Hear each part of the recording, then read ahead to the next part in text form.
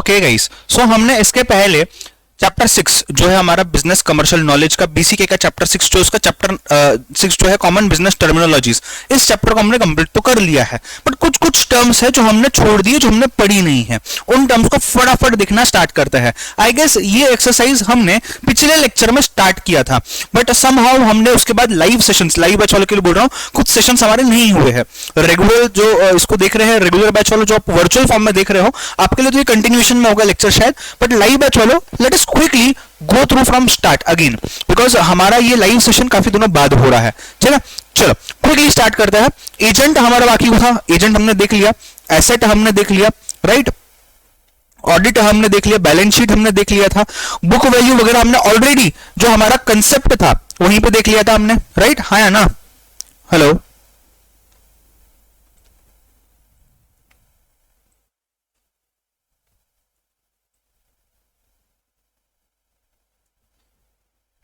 सो उस वाली चीज को हमने बुक वैल्यू, वैल्यूज में काफी वैल्यूज हमने देखी थी यार उस दिन, original cost, historical value, replacement cost, replacement value, बहुत सारी चीजें देखी थी।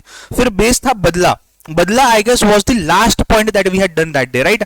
बदला मतलब क्या, एक ट्रांजैक्शन का जो पीरियड होता है उसमें अगर वो हम पास नहीं होता है, लाइक एक सेटलमेंट पीरियड में पास नहीं होता, दूसरे सेटलमेंट पीरियड में पास होता है, ट्रांजैक्शन जो है ये दूसरे सेटलमेंट पीरियड में कंप्लीट होता है, तो इसके लिए जो चार्जेस लगते हैं, जो कैरी फॉरवर्ड चार्जेस लगते हैं, इसी को हम बदला चार्जेस बोलते हैं, या मार्जिन मनी या इंटरेस्ट चार्जेस दोनों भी दिए हुए हैं। ठीक है, बात करते हैं ब्लू चिप की। मार्क करूंगा जो जो डेफिनेशंस यहां पे हम देख रहे हैं, right. So next one that we are seeing is blue chip companies. Blue chip shares यानी कि क्या होते हैं, ब्लू चिप्स मतलब क्या, चिप्स मतलब वो खाने वाली चिप्स नहीं है ये। जब मैं ब्लू चिप कंपनी बोलता हूं तो ये ऐसी कंपनी होती है जिसका ट्रैक रिकॉर्ड एकदम भारी रहा है, एकदम सुपर ट्रैक रिकॉर्ड रहा है, हमेशा डिविडेंड आता है, टाइम पे आता है, अच्छे अमाउंट का डिविडेंड आता है, एंड इसकी शेयर की वैल्यू भी एकदम मस्त अर्निंग्स दे देती है, बहुत कुछ अच्छा होता है, राइट। एक सेकेंड जरा होल्ड करना। चलो, सो यहां तक चीज क्लियर है, हाँ है ना।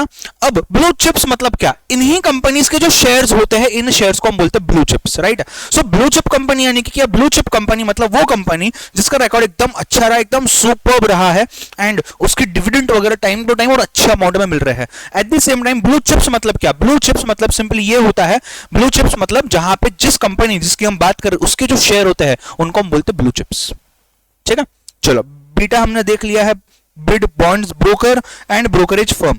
ब्रोकर मतलब एक सिंगल ब्रोकर है, ब्रोकरेज फर्म मतलब शायद उसकी कंपनी होगी, उसका प्रोप्राइटर कंसर्न होगा, उसके साथ और 2-3 पार्टनर्स होंगे, सब लोग मिल बांट के काम कर रहे हैं।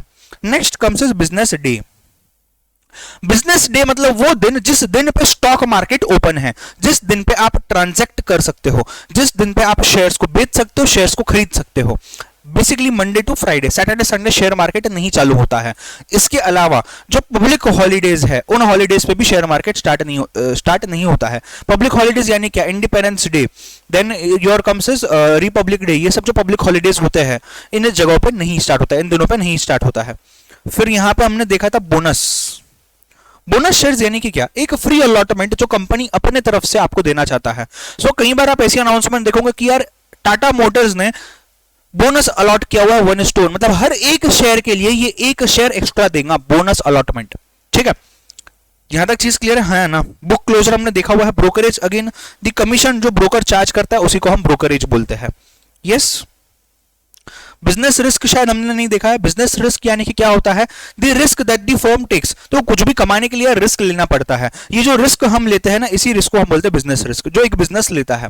समझ रहे हो बात को, हाँ है ना। Buyer a person who buys, seller a person who sells, ये डेफिनेशंस भी यहां दी हुई है। नेक्स्ट बात करते हैं क्लोज प्राइस। क्लोज प्राइस हमने डीमैट का, मैंने जब आपको डेमोन्स्ट्रेशन दिखाया था तब उस डेमोन्स्ट्रेशन में हमने क्लोज प्राइस देखा था, यानी कि क्या, दी फाइनल प्राइस जिस पे ये शेयर क्लोज होता है उस पर्टिकुलर डेट पे, राइट। सो आज का डेट है, आज की शेयर की क्लोजिंग प्राइस होगी, वो यहां पे आपका आ गया क्लोजिंग प्राइस। चीजें क्लियर है, हाँ या ना, राइट। नेक्स्ट कैपिटल बजटिंग, हमने मैथ्स में टाइम वैल्यू ऑफ मनी में इसके ऊपर बात की। कैपिटल बजटिंग, कैपिटल बजटिंग को हमने यहां पे भी देखा हुआ है कि कैसे हम कैपिटल बजटिंग करते हैं, यानी कि अगर हमको कोई पर्टिकुलर यू कैन से चीज लेनी है, कोई पर्टिकुलर चीज हमको you can say for example purchase करनी है, तो उसके लिए हम कैपिटल बजटिंग करते हैं, यानी कि कितना पैसा देना पड़ता है उस चीज के लिए और उसको उसके अगेंस्ट में हमें बेनिफिट्स क्या क्या मिलेंगे आगे। समझ रहे हो बात को, हाँ है ना। ठीक है, नेक्स्ट यहां तक क्रेडिट पीरियड मतलब क्या, उधार का period, the length of time और द ड्यूरेशन ऑफ टाइम जब हमने क्रेडिट दिया हुआ है, जब तक क्रेडिट ग्रांट किया हुआ है, ठीक है। क्लोजिंग प्राइस अगेन देखी हुई हमने, सेम चीज है। आगे बात करते हैं डेटर क्रेडिटर। डेटर मतलब मेरा कस्टमर, जो मुझे पे करने वाला है। क्रेडिटर मतलब जिसको मैं पे करने वाला हूं, जो मेरा सप्लायर होगा, वेंडर होगा, ठीक है। सो डेटर्स आ गया, यहाँ पे कस्टमर्स आ गया। नेक्स्ट आपका सबसे फेवरेट डिप्रिसिएशन। एसेट डिप्रिशिएट क्यों होता है? Number one, wear and tear of the asset. आपने उसको इतना यूज कर लिया कि वो यूज करने के लायक नहीं है, तो उसकी वैल्यू कम हो जाती है। Number two, passage of time, आपने यूज ही नहीं किया, बस रख रख के कोई चीज खराब हो जाती है, वैसे ही। नंबर थ्री, आउटडेटेड, यानी कि आप उसको यूज कर रहे हो बट वो आउटडेट हो चुका है यार, अब मार्केट में इससे बहुत अच्छी टेक्नोलॉजी आ गई है, तो इसकी वैल्यू कम हो जाएगी। नया आईफोन आया, पुराने वाले आईफोन की प्राइस कम हो गई। नया कंप्यूटर आया, पुराने वाले कंप्यूटर की प्राइस कम हो गई। न्यू मशीन आई, पुराने वाले मशीन की प्राइस कम हो गई। सेम चीज, ठीक है।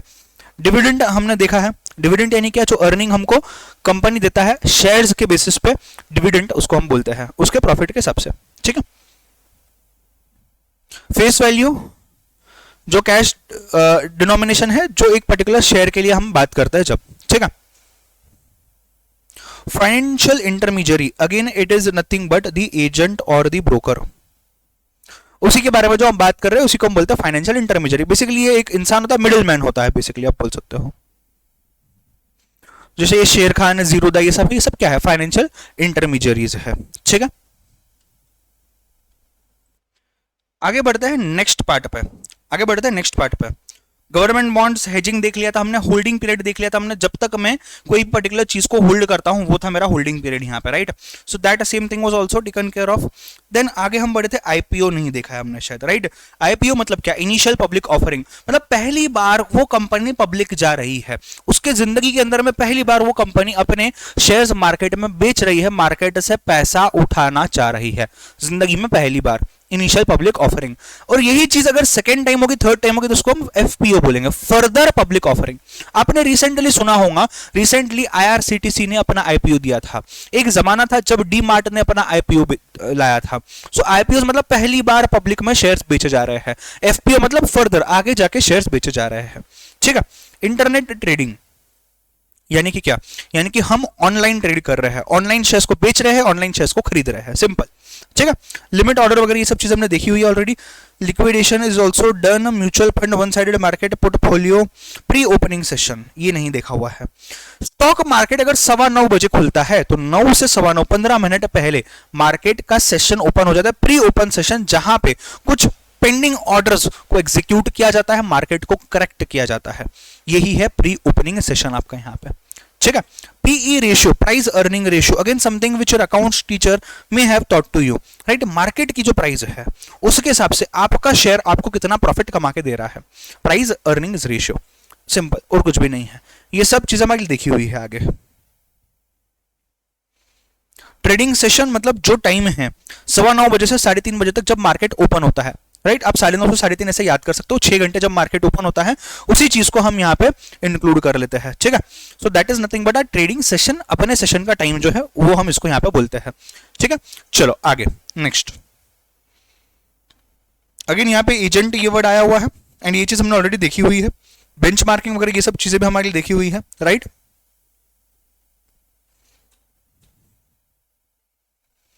चलो नेक्स्ट, ब्रांड इक्विटी रॉयल्टी, याद है क्या? ये पूरा हमने सेट देखा हुआ था इन चीजों का।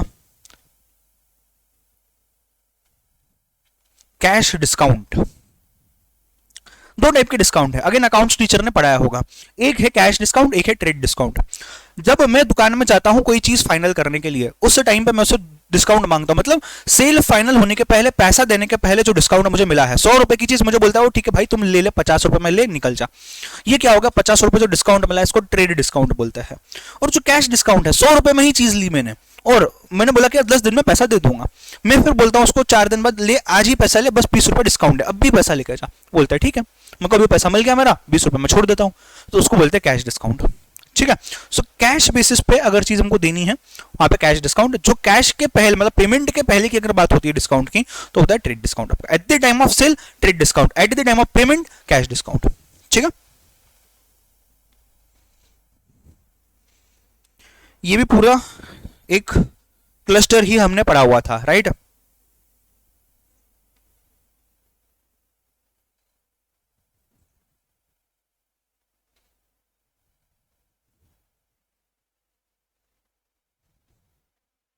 न्यू वर्ड है market leader, a company which has control over a certain market. यानी कि suppose for example Jio telecommunications, एक जमाना था जब जियो था ही नहीं मार्केट में, वो एंट्री कर रहा था मार्केट में, पर आज वो लीडर है मार्केट का। वो कुछ चेंज करेगा तो सब लोग चेंज करेंगे, मार्केट लीडर है ना, ठीक है। कंपेटिटिव एज डेफिनेटली होता है, पैसा डेफिनेटली होता है, सब लोग इसी को फॉलो करके है, ये एक बेंचमार्क बन जाता है, ठीक है। चलो नेक्स्ट, आई थिंक सो ये चीज हमने देखी हुई है, एक बार फिर से देख लेते हैं। मार्केट पोजीशनिंग, मार्केट में आप किस पोजीशन पे हो, सबसे टॉप पे हो, सबसे बॉटम पे हो, बीच में कहां हो, क्या पोजीशन है आपका मार्केट में, डिपेंडिंग अपॉन वेरियस फैक्टर्स, आपका सेल्स, आपका कंट्रोल, आपके पास पैसा, आपको कितने लोग फॉलो करते हैं, ये सब चीजें देखते हुए। मार्केट रिसर्च, समझना मार्केट में चल क्या रहा है, एनालाइज करना उस डेटा को, ठीक है। मार्केट सेगमेंटेशन, लोगों को उनके कैरेक्टरिस्टिक्स के हिसाब से डिवाइड करना, ये महंगी चीजें लेने वाले लोग हैं, ये सस्ती चीजें लेने वाले लोग हैं, ये ऐसे लोग हैं जो महंगी चीजें भी लेते हैं, सस्ती चीजें भी लेते हैं, ये ऐसे लोग हैं जो सिर्फ ऑफर्स दिए तो ही चीजें लेते हैं, समझ रहे हो। सेगमेंट्स में बांट देना अलग अलग, और उसके हिसाब से लोगों को टारगेट करना, मार्केट टारगेटिंग।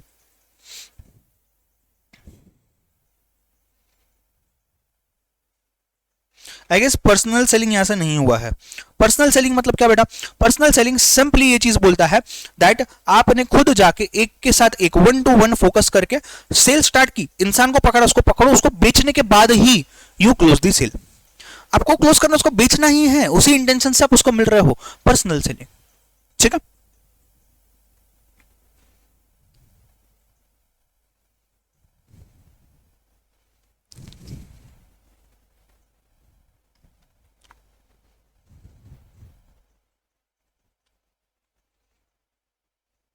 बाउंस्ड चेक हमारा बाकी है, यानी कि क्या, आपने चेक निकाला है बट आपके अकाउंट में पैसा नहीं है और आपने तब तक जमा नहीं किया, तो चेक आपका बाउंस हो गया, इसके लिए आपको जेल भी हो सकती है काफी केसेस में, ठीक है।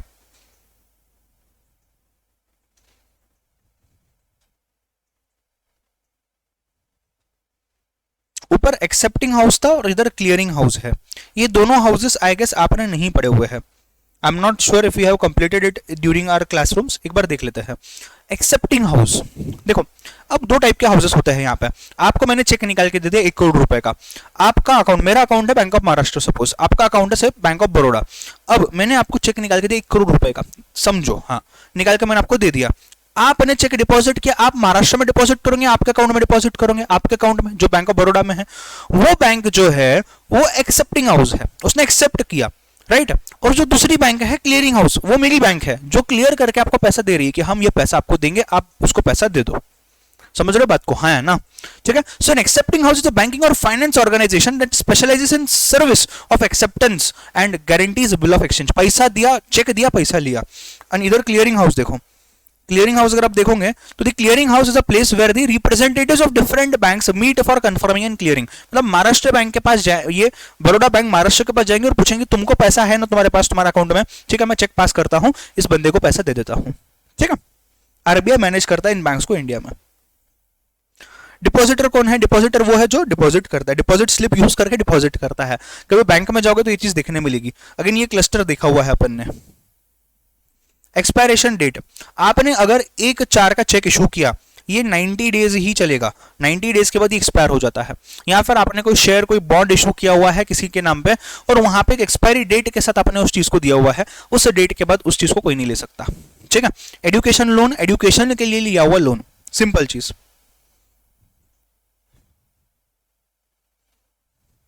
न्यू थिंग है इंस्टॉलमेंट कॉन्ट्रैक्ट, हम कॉन्ट्रैक्ट ही ऐसा करते हैं लोगों के साथ कि यार तुमको हम एक टाइम पे पैसा नहीं दे पाएंगे, एक काम करता है ₹1,00,000 देना है ना, 10-10 हजार के 10 इंस्टॉलमेंट तुमको दूंगा, उसके कॉन्ट्रैक्ट को बोलते हैं इंस्टॉलमेंट कॉन्ट्रैक्ट, ठीक है। चीज क्लियर है, ये इंपॉर्टेंट है, हमने क्लास में देखा हुआ है। ऑनलाइन बैंकिंग, ऑनलाइन जाना, ट्रांजेक्शन करना, बैंक स्टेटमेंट निकालना, वहीं से पैसा ट्रांसफर करना, नेट बैंकिंग जिसको हम बोलते हैं। पीआईएन पिन एक पासवर्ड होता है जो डालने के बाद आप पैसा निकाल सकते हो आपके एटीएम कार्ड से। रेपो रिवर्स रेपो हो गया है। Smart card with magnetic strips, ये स्मार्ट कार्ड ऐसे होते हैं जो एक स्मार्ट कार्ड में आप एक कंप्यूटर चिप बना सकते हो, यानी कि स्मार्ट कार्ड में एक चिप होता है जो डेटा को स्टोर करता है, प्रोसेस करता है और आइडेंटिफाई करता है कि यार इस पर्टिकुलर इंसान के पास कितना पैसा है, ये सब एक चिप में अपन डाल देते हैं और वो अपन banks to banks data circulate भी कर सकते हैं, आपको वो कार्ड्स भी देते हैं यूज करने के लिए ताकि आपकी आइडेंटिटी बन जाए एक्सेट्रा, वहां पे सब कुछ डिटेल्स में सेव्ड होती है। आपने देखा होगा शायद व्हीकल्स के स्मार्ट कार्ड भी आते हैं जो आरटीओ इशू करता है। व्हीकल, आप टू व्हीलर ले लो, आपको एक स्मार्ट कार्ड आएगा जिसमें सब चीजें होगी व्हीकल के बारे में, तो जब भी आपको कोई पुलिस वाला पकड़ता है आपको वो चीज दिखानी है उनको, ठीक है। नेक्स्ट,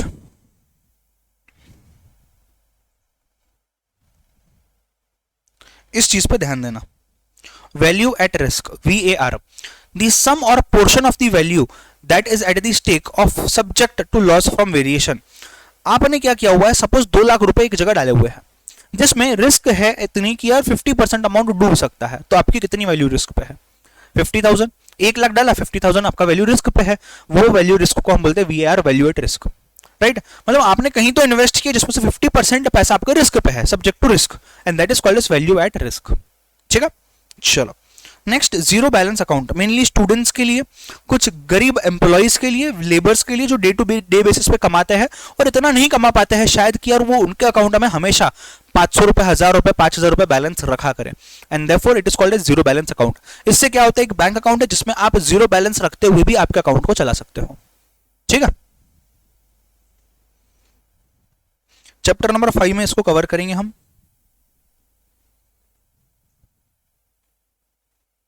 ये सब चीज अपन ने देखी हुई है ऑलरेडी। चैप्टर नंबर 2 में कवर किया हुआ है इसको।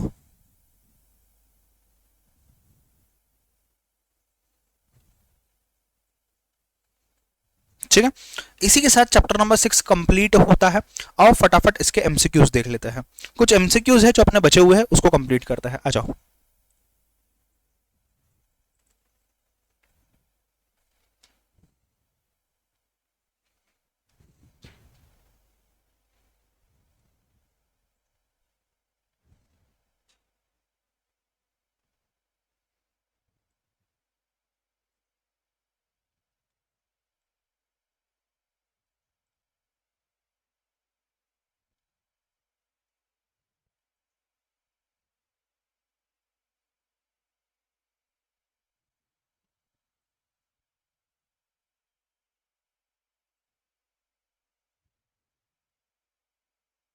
ओके चलो फटाफट क्वेश्चंस को देख लेते हैं सो दैट इस चैप्टर को कंप्लीट डिक्लेयर किया जाए।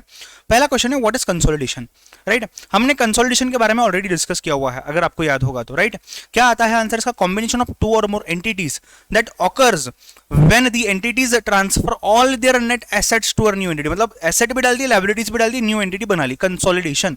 हमने कंसोलिडेटेड बैलेंस शीट भी देखा हुआ है अगर आपको याद होगा तो, ठीक है। Next, a portion of the after tax profits paid out to the owners of a business as a return on their investment is, right. देखो आफ्टर टैक्स प्रॉफिट जो हम लोगों को देते हैं, शेयर होल्डर्स को दे रहे हैं, राइट। ओनर्स कौन है, शेयर होल्डर्स है। क्या इसका आंसर डिविडेंड आएगा, यस इसका आंसर डिविडेंड है। आज ही थोड़ी देर पहले हमने देखा, ठीक है। Next, which of the following statements are true, एक बार देख लो। ब्रांड इक्विटी दिया हुआ है, refers to the value of brand, brand equity is based on so and so thing, brand equity includes intangible things, right. I think all of the above, yes. चलो next, what is meant by B2B, मतलब एक business दूसरे business से, you can say एक business दूसरे business के साथ business कर रहा है, right. So companies business model नहीं, buying behaviour concerns buyers go through this, अच्छा marketing activity directly from one business to another, yes C वाला पार्ट आएगा, करेक्ट। चलो नेक्स्ट जाते हैं number 4, dash is a process estimating future demand by anticipating what buyers are likely to do under a given set of marketing, मतलब हम ये सोच रहे हैं कि आगे क्या होने वाला है, मतलब हम फोरकास्ट कर रहे हैं ना यार, बेसिकली फोरकास्टिंग, ठीक है। Next, the explanation of comparatively small market segments, exploitation of a comparatively small market segments by businesses that decide to concentrate their efforts is called as, बोलो क्या करोगे। नीश मार्केटिंग, हमने छोटी छोटी जगह को पकड़ के निकाल लिया और उसको हम मार्केट कर रहे हैं, मतलब आटा नूडल्स का एग्जांपल लिया था अपन ने इसमें, याद होगा तो, ठीक है। चलो next, personal selling is done through, return, oral, TV और साइन। अभी देखा, अभी बात की थी थोड़ी देर पहले, पर्सनल सेलिंग हम ओरल बात करते हैं with an intention to close the sale, वहां का वहां जाके बात करते हैं ओरल, ठीक है। Next, what is price sensitivity? Check करो options. It is effect of change in price that will have on consumers. पहला ही ऑप्शन आपका आंसर है। कैसे? प्राइस चेंज कर लो, लोग खरीदना बंद कर देंगे, प्राइस कम कर दो, लोग खरीदना बढ़ा देंगे। सो ये क्या है? प्राइस सेंसिटिविटी है। Price sensitive market simply means that जैसे ही आप प्राइस चेंज करोगे आपको मार्केट में फर्क दिखेगा। बढ़ाओ अलग, कम करो तो अलग, बट फर्क तो दिखेगा। समझ रहे बात को? हाँ है ना। Next, what is a bull market? जहां पे स्टॉक प्राइस इंक्रीजिंग कंसिस्टेंटली है, डिक्रीजिंग है या स्टेबल है? ऑब्वियसली इंक्रीजिंग है। बेयर होता तो ऑप्शन बी होता, दैट इज डिक्रीजिंग होता, ठीक है। बुल है तो इंक्रीजिंग है, ठीक है। Carrying forward of a transaction from one settlement period to another settlement period without effecting delivery और payment is called as badla. आज ही देखा है, बदला मार्जिन मनी या बदला चार्जेस या interest charges. Bid is opposite of ask. I guess आपके test में ये क्वेश्चन पूछा था मैंने, लाइव बैच वालों। A stock that provides a constant dividend, continuous same देते रहा है आगे तक आगे तक आगे तक, इसको बोलेंगे डिविडेंड। जो दे रहा है इसको क्या बोलेंगे? Defensive stock, right. जो कभी कम नहीं होता, बस बढ़ते रह रहा है बढ़ते रह रहा है बढ़ते रह रहा है, defensive stock. What are mutual funds? What are mutual funds? बात करते हैं म्यूचुअल फंड्स की। Now when we talk about mutual funds, simply speaking a pool of money managed by experts, जो खुद पैसा डालते हैं और हम उनको पैसा देते हैं, हो गया mutual fund. Option number A, ठीक है। Next, dash is a percentage of return on investments, जिससे हम मेजर करते हैं। क्या हमने इसको ऑलरेडी देखा है? Yes, yield. हमने कैपिटल यील्ड भी देखा, हमने सिर्फ यील्ड भी देखा हुआ है, राइट। ये यील्ड की बात क्या होती है? कितना पैसा हम कमा रहे हैं, total return on investments in terms of percentage. The number of units of a given currency that can be purchased for one or more unit of currencies is called as exchange rate। $1 अगर आप देते हो तो उसके बदले में कितने रुपए मिलेंगे? 50, 60, 70, 80, 90 जो भी है, ठीक है। चीज क्लियर है? हाँ है ना, right. Next, risk is probable chance that investments annual returns will be reduced then as calculated. Risk कब होता है कि यार इन्वेस्टमेंट मेरा कम हो जाएगा, बढ़ेगा? ये रिस्क नहीं होता है कभी भी, वो तो रिटर्न होता है। तो रिस्क मतलब क्या? कि कभी भी रिड्यूस हो सकता है। Next, dash is a very wide term used in the context with financial agreements and contracts. क्या आएगा यहां पे? बताओ। Account balance, acceptance, annuity, arbitrage. Yes, acceptance is a wide term used in context of financial arrangements. Account balance होता है but ये wide content नहीं। Acceptance मतलब क्या? तुम कोई भी इंस्ट्रूमेंट को एक्सेप्ट कर रहे हो कि हाँ इतना पैसा मैंने देना है, इतना पैसा मैं दे रहा हूं, बैंक एक्सेप्ट कर रहा है, एक्सेप्टिंग हाउस हमने देखा हुआ है, ठीक है। Next, what is cap? टोपी क्या है? पढ़ो सब ऑप्शंस ध्यान से, समझेगा तो भी कंफ्यूजन कहां होता है।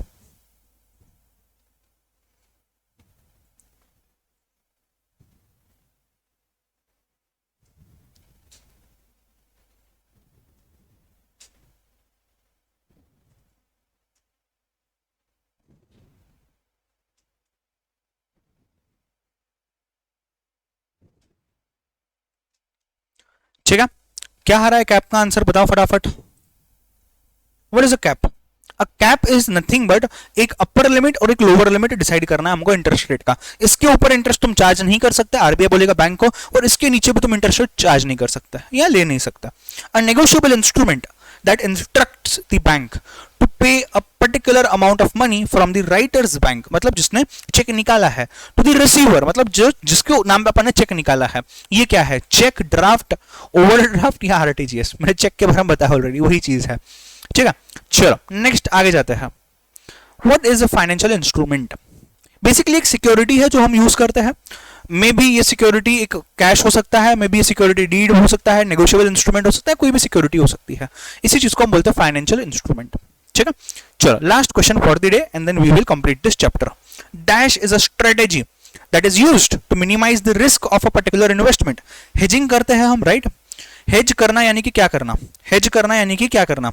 हेज करना सिंपली मींस दैट हम लोग हमारा जो पैसा है उसको बचाने की कोशिश कर रहे हैं, ठीक है, ताकि हमको रिटर्न्स बढ़ते मिले और जो रिस्क है ये कम से कम हो। इसी के साथ चैप्टर नंबर 6 आपका कंप्लीट होता है। नेक्स्ट टारगेट हमारा होने वाला है चैप्टर 3, 4, 5 हमारे बाकी है, लाइव बैच वालों। चैप्टर 5 देखेंगे अभी, चैप्टर 4 देखेंगे और चैप्टर 3 को डिस्कस करेंगे, ठीक है। चलो बाय बाय, टेक केयर।